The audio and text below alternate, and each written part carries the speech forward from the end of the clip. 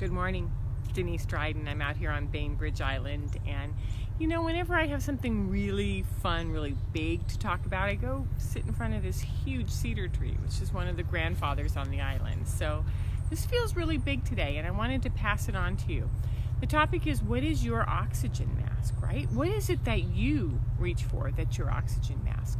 So I discovered this concept last week when I was doing these Chiron wisdom sessions, and I was working with this young mother, and one of the things that she said that was just profound was, once I learned what my oxygen mask was, then I knew what to do. And I thought, oh man, can I use that? Can I talk about this on Sunday? So thank you so much, if you're watching this, for giving me that idea.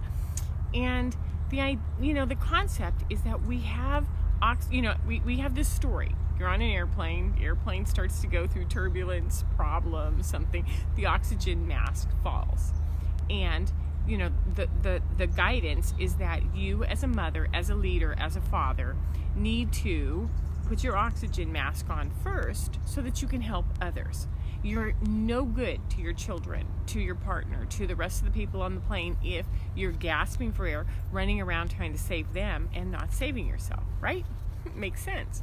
So what we know is that that's really about self-care first. I need to know what I need so that I can be strong and I can be here and I can be ready in case I am needed, in case I need to do something else. So when we are present, when we take care of ourselves, we can hear things, we can see things, we can feel things, we can trust. We listen to our gut, we listen to our intuition. That's what guides us, right? That's what takes us there. And so when we are present, when we can hear and feel and we're moving with that, we're fully embodied. We are embodied and we're flexible. We're responsive, we're intelligent, and we're non-reactive, right? That's what we want. So this makes sense. So what is your best way to access your own oxygen mask? What do you do to get to yourself where it's like it drops and I go, I need to do something really fast to take care of myself. I need to be able to come to presence. I need to be able to stabilize. And I need to be able to be available for, if you're a mother, my children. If you're in a relationship, my partner, my pet, my work. When things happen and we need to be able to do something, how do we embody and get present? So let's play with this a little bit.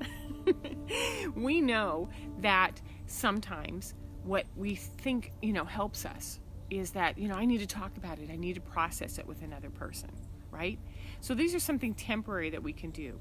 I learned that if I have a glass of wine at 5 o'clock after work or on the weekend, weed, television, sex, shopping, any of those things where we go like, man, if I just do that for a little while, I feel better. Or if I just go and I yell, I just really get it out. I get angry for a minute and it just volcanoes up, and then I'm present, right? And my fear is out of my body and my anger is out of my body. Or I can exercise. I can go for a run. I can break a sweat. These are all phenomenal tools, but they don't work when the oxygen mask drops on the plane. Wait, I need to talk to the person sitting in the chair next to me. I need to process it. So what do you think is happening, and what do you think we should do? We don't have time for that. So these skills that we use, or skills maybe? What happens when wine, weed, or distraction of addiction is in the way? And you're like, wait a minute, I can't do anything until I have 2 glasses of wine or a vodka because it'll calm my system down, and then I'm there to help you. So these are things that we realize are soothing us, but they're not helping us get to that oxygen mask, that thing that matters more than anything else. So a couple summers ago, I went to, I think it was my second global gathering that Alan Seal was running for transformational presence coaching and leadership. And Alan is this phenomenal coach who brings us into this concept of presence. And we've all been doing this work at this point for years before when we went there. And so one of the things that I noticed about Alan is we would gather up and he would look around in the calmest way and he would say, come to presence.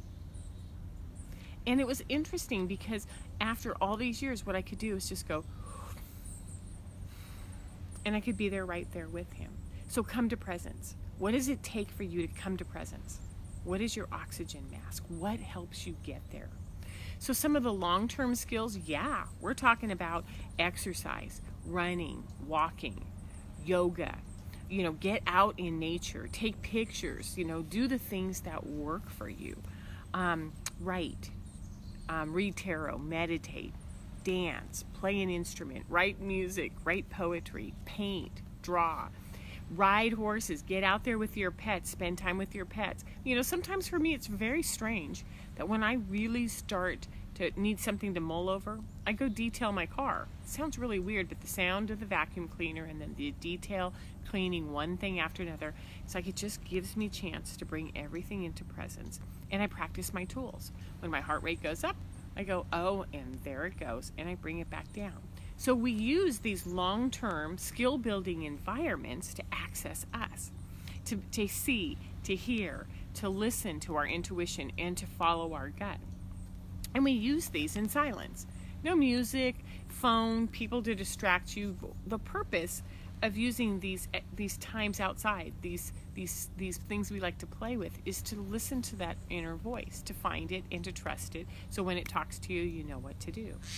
So for the short term, immediate, get to your self-care center. Breathe. Focus on your heartbeat. Focus on your own energy. Bring it all in. Because again, we want to be present.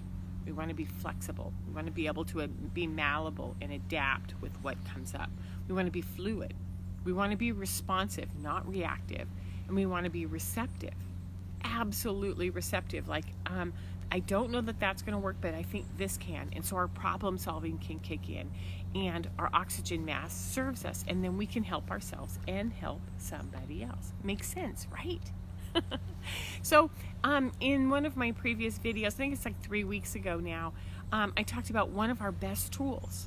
One of my best tools when I'm triggered is this idea of doing shoulder to shoulder, hip to hip, breathing, stabilizing them, and then using this sort of billowing effect of slowly breathing in and out until I can bring my breath into presence. So it's about balancing the body. It's about regulating your breath, and it's about getting present. And also there are 3 modules that I created when I did the Shift Network, so that would be in May. And the 3 of them are all about tools to embody, how to get into your body, how to be aware of what your body wants, how to get to presence. And they're designed specifically, you can do them one at a time or you can do all 3 of them. But check them out because, they've been some of my best tools. And I started with the video and then turned them into tools, and I think that they're valuable to you. So the point of this talk today is, what is your oxygen mask? What is it that you can do that you can sort of move out of all of the distraction and fear and go, or doubt even, and go to that center and say, what do I need to do right now? How do I get to presence, and what serves me? Makes sense. So my name is Denise Dryden. I'm a coach. I work with integration on embodiment. I've been doing a lot of Chiron, childhood wound work, and if you're interested, find me on my on Facebook here, on this Facebook page, or you can go to DeniseDrydenCoaching.com, and there's all sorts of videos and classes and everything there. So have a great Sunday. Get out there and enjoy the fall, and I'll see you next week. Take care. Bye-bye.